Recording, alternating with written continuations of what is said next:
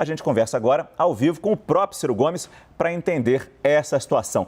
Boa noite, Ciro. Um prazer falar com você aqui no nosso CNN Prime Time. Eu queria saber primeiro se você reavaliou a suspensão da sua pré-candidatura e, talvez mais importante, se você perdoou o apoio do PDT no primeiro turno da PEC, porque, puxando os números, a gente lembra que 15 deputados votaram sim para a vitória da PEC e essa vitória foi por 4 votos. Quer dizer, foi importante esse apoio do PDT na aprovação em primeiro turno. Esses deputados, naquele primeiro turno, também não estariam no grupo de, abre aspas, canalhas e hipócritas, que foi a forma como você classificou quem apoiou a PEC, Ciro? Boa noite, Márcio. Eu estou de volta, sim, reforçado pelo gesto generoso e corajoso dos meus companheiros de partido. Eu fui parlamentar, Márcio, e muitas vezes o parlamento tem muita dificuldade de achar a melhor posição, especialmente porque a votação que aconteceu no primeiro turno deu-se ali já às 2 horas da madrugada.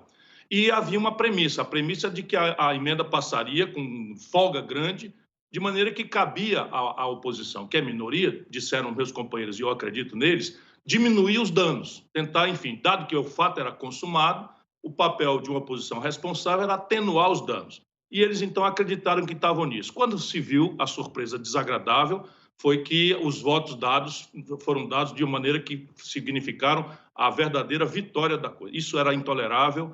Um partido como o nosso não pode dar mensagens dúbias. Eu sou do partido de Getúlio Vargas, de Leonel Brizola, de João Goulart, de Darcy Ribeiro, e nós não podemos dar nenhum sinal trocado para a sociedade brasileira. Nós movemos uma oposição intransigente ao governo corrupto, genocida, incompetente e trágico do senhor Jair Messias Bolsonaro. Claro que quando a gente faz oposição, a gente tem que selecionar aquilo que, sendo do interesse popular, mesmo da iniciativa do governo, deva merecer o nosso apoio, e é assim que nós nos comportamos. Definitivamente não foi o caso agora, e eu volto à luta porque o meu partido, os companheiros da bancada, me deram um sinal muito generoso, volto a dizer, e corajoso, né? E que só fazem esse tipo de gesto aqueles que têm compostura. E essa é a razão pela qual a sabedoria dos 2 turnos se colocou na Constituição. É para que, avaliado o gesto, a consequência do voto no primeiro turno, haja a possibilidade de mudá-lo no segundo turno. Desculpa, eu quase cortei o senhor. Deixa eu colocar nessa conversa o Yuri Pita. Yuri, por favor. Obrigado, Márcio. Boa noite, ministro. Fazer referência ao último cargo que o senhor ocupou. Então, aproveitando, o senhor recolocando sua pré-candidatura de uma forma clara como havia antes da PEC dos precatórios, eu vou pegar o gancho dessa pesquisa que foi divulgada hoje pela Genial e pela Quest, que menciona ali, entre várias outras cenários e situações que ela verifica, ela aponta ali, pergunta aos eleitores quem eles preferem que vença as eleições do ano que vem. Há também uma vantagem do ex-presidente Lula, mas há ali em segundo lugar nem Bolsonaro nem Lula, e depois vem o presidente Jair Bolsonaro. Esse nem Bolsonaro nem Lula tem 25%. Minha pergunta ao senhor é: qual é o discurso que tem que ser feito para convencer esse eleitor nem Bolsonaro nem Lula, e como convencer, como distinguir esse discurso em meio a tantos vários discursos de vários pré-candidatos que estão colocados, que tentam enfrentar essa polarização entre Bolsonaro e Lula no atual momento que a gente vê de muita dificuldade justamente de composição e de se buscar convergências tanto dentro dos partidos quanto nesses partidos que não estão nem apoiando Bolsonaro, nem apoiando o ex-presidente Lula. Boa noite, Yuri. Pesquisa, Yuri, no Brasil especialmente, é o retrato de um momento. E a vida não é retrato, a vida é filme. Então haverá várias fotografias que vão ser alteradas aí com o longo do tempo. Se você olhar 4, 5 meses atrás, quem estava no lugar aí era o Luciano Huck, já não está mais, o Moro entra, sai, enfim, e a gente precisa ter muita paciência e entender e pedir a Deus que ilumine a nossa palavra, que o que está em disputa não é um jogo de Chico contra Manel ou Maria. O Brasil está vivendo a pior crise sob o ponto de vista social e econômico, a soma de desemprego aberto, de pessoas que desistiram de procurar emprego, com pessoas que estão se virando, pagando 60, 70 horas semanais para ganhar menos de R$2.000 na mais selvagem informalidade, com a violência que já aproxima de 60 mil homicídios em apenas 12 meses. Por onde você olhar, a fuga de capitais no Brasil, uma das maiores inflações do planeta Terra, uma estagnação econômica já palavrada para o ano que vem, a inflação de volta de forma pesada no custo de vida popular, gasolina, óleo diesel, querosene de aviação que influencia as passagens aéreas. Enfim, é uma tragédia. E nós não podemos deixar que essas eleições sejam um jogo de Chico contra Manuel, assentados nos ódios e paixões superficiais como Lula e o Bolsonaro preferem. Porque nenhum deles resiste àquilo que precisa ser discutido. O que é que precisa ser discutido? O que deu causa a isso? E sejamos honestos, essa crise não nasceu com Bolsonaro. Bolsonaro está agravando profundamente essa crise, nasceu pela mistura explosiva de corrupção generalizada com a maior crise econômica da história brasileira, produzidas pelo Lula e pelo PT no governo brasileiro. O Bolsonaro é produto disso, um produto equivocado, mas foi fruto do ódio, da revolta, da frustração do nosso povo. E agora o Bolsonaro desmoralizado, eles querem que nós esqueçamos tudo. Ora, a solução para a tragédia do presente não pode ser uma volta ao passado.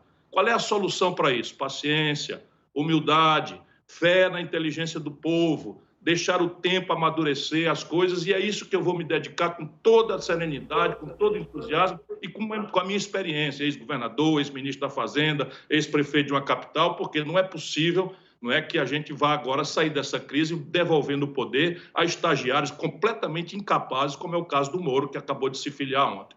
Vamos agora à pergunta de Thaís Arbex. Thaís. Ministro, boa noite. Vou pegar esse gancho da filiação do ex-juiz Sérgio Moro ao Podemos e também o que o senhor disse sobre a corrupção. Qual que é a minha pergunta? Na sua avaliação, a possível candidatura de Sérgio Moro à presidência da República pode atrapalhar mais a candidatura do senhor ou a candidatura do presidente Jair Bolsonaro? Olha, eu não acho que ele atrapalhe ninguém, não, porque o Sérgio Moro, todo mundo vai ver, o Sérgio Moro, ele quer usar a nação brasileira, no momento da sua pior crise, como uma espécie de psiquiatra para resolver a sua brutal crise de identidade. Como juiz, disfarçado de juiz, fazia política. Condena um político, depois vai para o governo do outro político que se elege, porque o outro político que ele condenou e tirou os direitos não fazia. Depois é um cara que foi declarado suspeito pela Suprema Corte Brasileira. Eu avisei muitas vezes, desde 2015, que a tragédia da condução das coisas ia premiar com a impunidade aquelas graves questões de corrupção que aconteceram de verdade no governo do Lula e do PT. Não deu outra. O Sérgio Moro, como político, destruiu os processos da ânsia de aparecer e isso ficou claro. Agora, caiu a máscara. Ele agora, disfarçado de político, quer resolver a sua contradição. Vamos enfrentar o debate, vamos discutir o debate. Agora, nunca foi, no caso brasileiro, um cara como o Sérgio Moro capaz de entender o Brasil. Essa é a grande questão. Qual é a experiência desse senhor? Ele sabe a geografia brasileira? Qual é a patavina que ele entende da nossa economia? Que vivência ele tem do drama social brasileiro? Que especulação ele tem? Nunca administrou um pé de bodega dos pequenos? Enfim, quer resolver, usando o povo brasileiro como psiquiatra, a sua crise de identidade de político, de juiz político. Do Rio de Janeiro vem a pergunta de Leandro Rezende agora. Leandro? Ministro, obrigado por estar conversando com a gente. Se a candidatura de Sérgio Moro não atrapalha ninguém, o senhor entende que hoje o seu grande adversário nas eleições é o ex-presidente Lula? E mais, existe possibilidade do PDT e do PT caminharem juntos em pleitos estaduais? Eu sei que aqui no Rio de Janeiro tem uma conversa nesse sentido. Como é que o senhor avalia isso?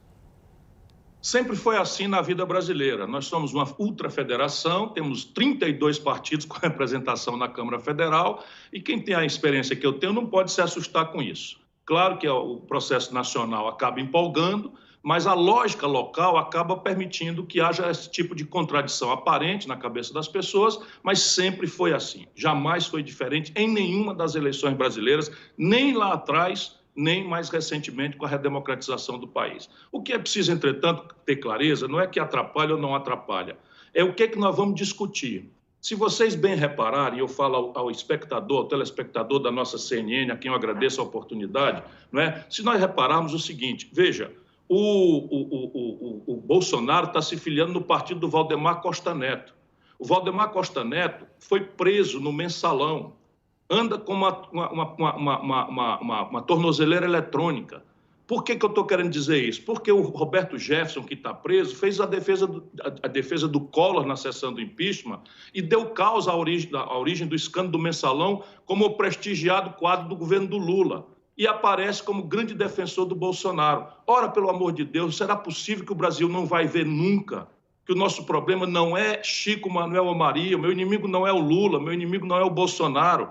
O meu inimigo é o modelo econômico, que permitiu que o Brasil passasse 10 anos seguidos sem crescer 1% sequer. O país que mais destruiu indústrias no planeta Terra, historicamente. Esse é o modelo econômico e o modelo de governança política, que trouxe a corrupção, a fisiologia, o clientelismo. Vejam, o Supremo Tribunal Federal é possível que esteja salvando o Brasil de um dos maiores escândalos que eu já vi acontecer e desta feita à luz do dia. Com o Lula era um mensalão, com as mesmas pessoas. Agora o Bolsonaro está fazendo a tal emenda do relator, que é o orçamento secreto, com as mesmas pessoas. Ô, irmão brasileiro, acorda, pelo amor de Deus. O Brasil precisa mudar. E é isso que eu estou pedindo a Deus, que ilumine a minha palavra para tocar o coração do povo brasileiro. O diretor agora do CNN Brasil Business, Fernando Nacagal, tem uma pergunta. Obrigado, Márcio. Ministro, eu queria ouvir o senhor sobre dois dos temas que geram mais discussão hoje na economia. Primeiro, queria ouvir qual seria a âncora fiscal no eventual governo do senhor. O teto de gastos já era, segundo os economistas, então queria entender o que o senhor propõe nessa área. E sobre preço de combustíveis, este é um problema gigantesco hoje que a sociedade toda enfrenta com o impacto na inflação. Qual é a política que a Petrobras deveria adotar? A empresa tem um lucro muito grande, o senhor concorda com o presidente Bolsonaro?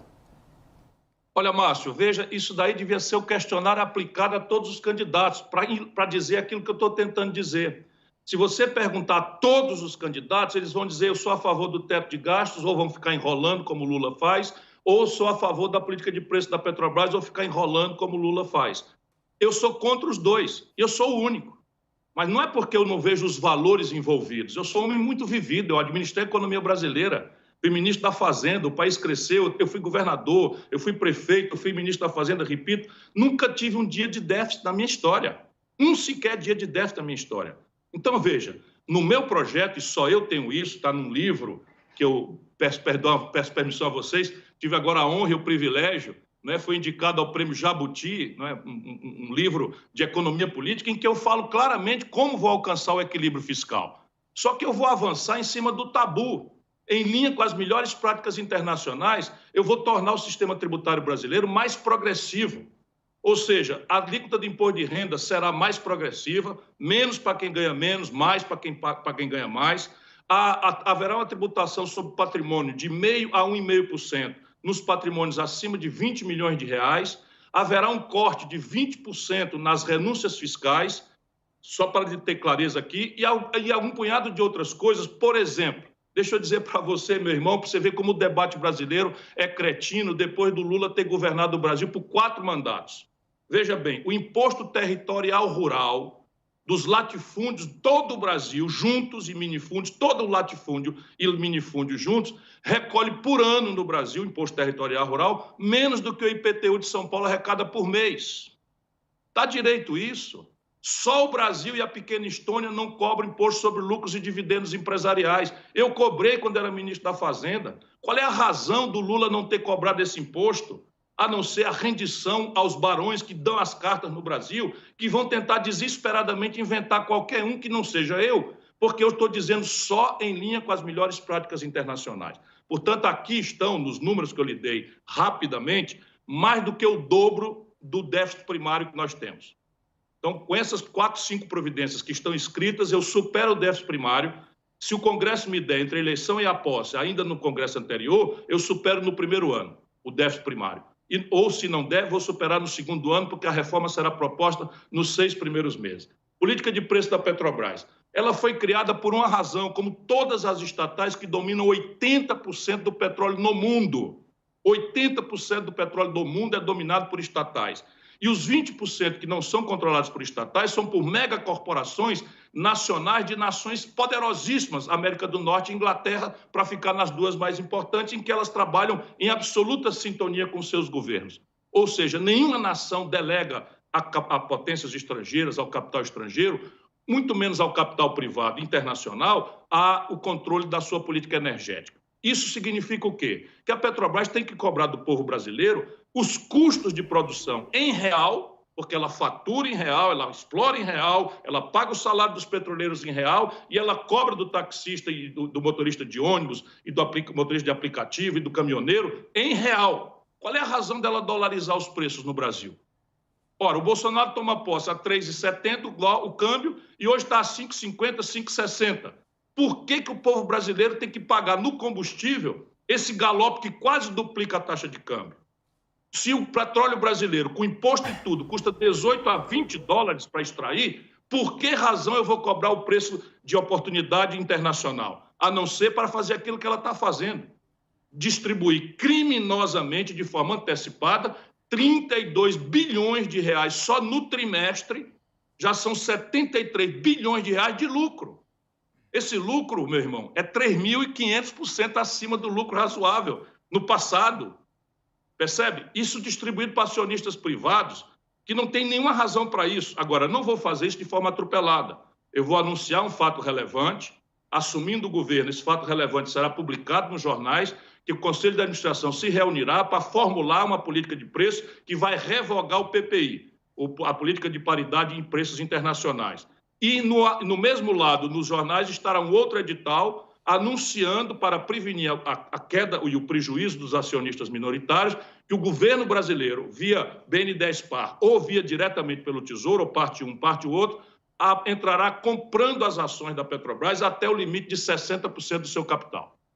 Ministro, a gente tem tempo para mais uma pergunta e eu acho que é a Thaís Arbex que tem mais uma pergunta, certo, Thaís? É isso, ministro. O senhor abriu essa entrevista falando que voltou com a sua pré-candidatura. Eu queria saber o que poderia fazer o senhor desistir ou suspender novamente a pré-candidatura.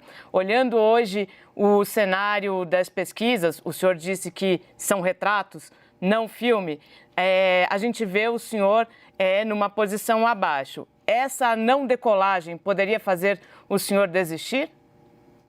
Em nenhuma hipótese. Eu confio no povo brasileiro, sou um velho ganhador de eleições e não estou nessa luta, Thaís, porque é fácil. Eu estou nessa luta porque é difícil e necessário.